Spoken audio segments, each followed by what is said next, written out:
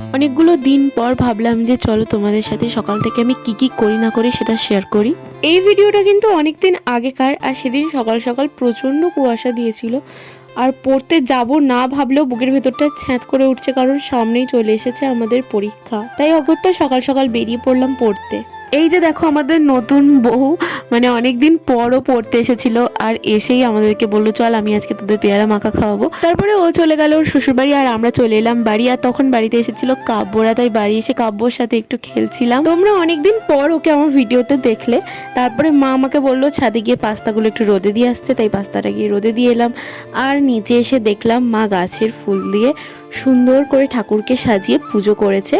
তারপরে আমার ডেলিভারি বয়ের একটা কল এলো, আমার একটা পার্সেল এলো, তো সেটা রিসিভ করে নিলাম। তারপরে আমার পড়ানো ছিল, আর পড়তে এসে ওরা এভাবে জানলায় উঠে বসেছিল, ওদেরকে ডেকে ডেকে আমাকে পড়াতে হচ্ছিল। আর সন্ধ্যেবেলা কাব্য আমার এই টেরিটা দেখে তো বেশ মজা পেয়েছে, আদো আদো ভাষায় বলছিল ওটা ওর ভাই। ছোটবেলাতেও আসতো এভাবে খেলা করতো, তখন যতটাই শান্ত ছিল, এখন কিন্তু দুষ্টুমিটা ততটাই বেড়ে গেছে।